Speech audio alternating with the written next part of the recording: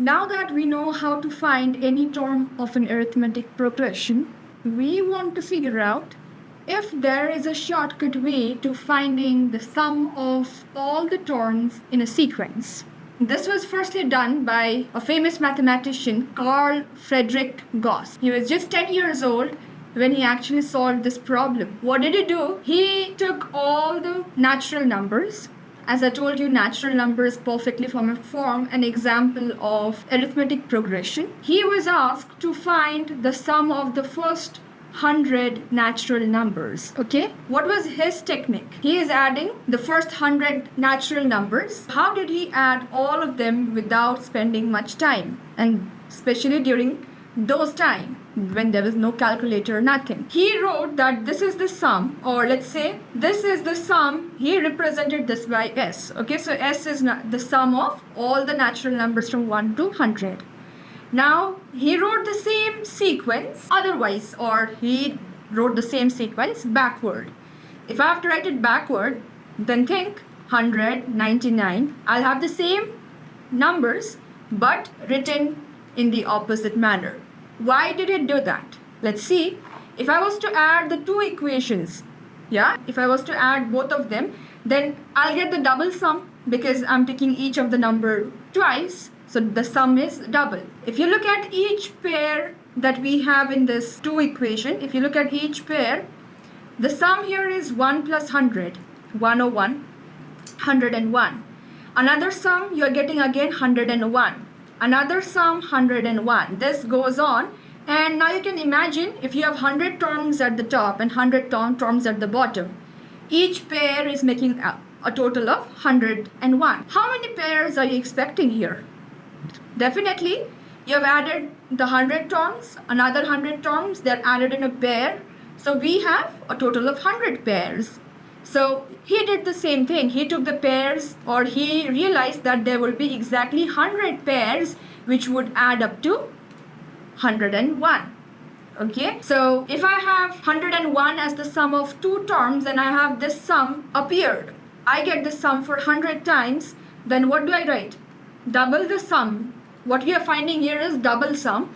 Double sum of the first 100 natural numbers will be 101 multiplied by 100, because I have 100 such pairs, which is giving me the sum 101. But our purpose is not to find double sum. We want to find sum, just the sum once. So to find the sum once, I would divide both sides by 2, giving me 101 times 100 divided by 2. Now, you can calculate this. 2 times 50 is 100. So 50 times 101. How can you do that? 5 multiplies 101. So 5 ones are 5. 5 0 is a 0. 5 into 1 is 5. He got this sum in like 10 seconds. Okay. The special thing was he did this long back when there was no formula.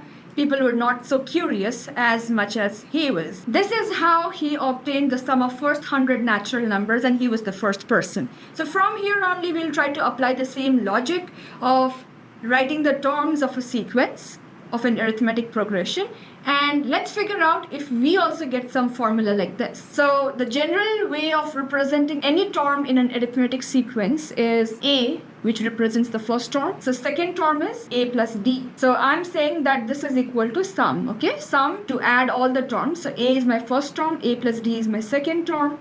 My third term will be A plus 2D and A plus 3D, so on, up to the last term is A plus n minus 1 times D. We'll write the sum again, but in the backward manner. So if I do so, because we are following the same rule to finding the sum of any term, any number of terms in a sequence. So A plus n minus 1D is the last term. The second last term will be A plus n minus 2. Okay, and this way it goes on, giving me the first term A at the end, and before that I would be getting A plus D. So this is how I have arranged my terms in the order as it is given, and I also wrote it backward. If I was to add all of them, if I was to add the two equations together, then you see that each pair is constantly making a same sum. I'm adding the first term, and the last term gives me A plus n minus 1D.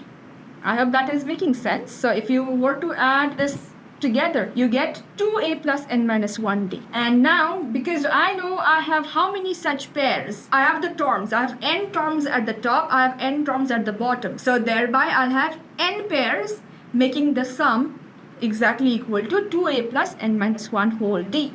Okay, because we want to find the sum here, what can I do?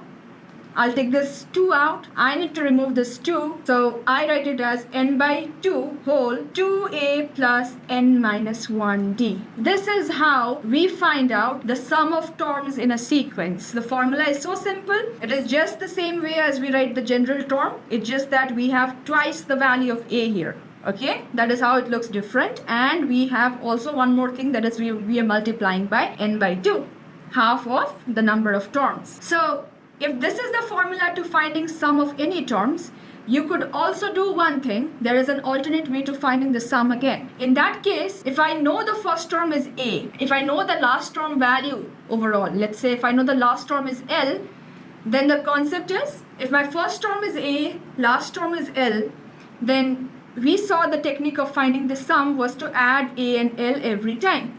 Yeah?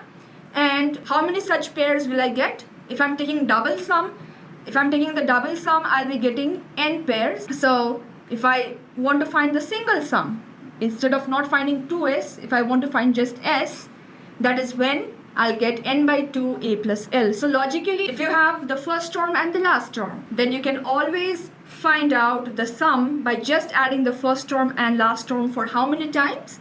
For half the total number of terms, or for how many times will you be getting the sum. The logic is very simple, because we'll be getting the same pair being added for half the number of times as compared to what number of terms I have. So if I go back to the Gauss formula, instead of not adding double sum, I could see that 1 and 100 makes a pair, 2 and 99 makes a pair, 3 and 98 makes a pair. There will be 50 such pairs. Okay, if I'm using only one equation here, then I'll be getting half the number of pairs. So if I have 100 terms, the number of pairs will be 50. If I have 200 terms, the number of pairs will be 100. That is the reason why it makes sense that we have to halve the number of terms that we have, and then only multiply with the sum of each pair.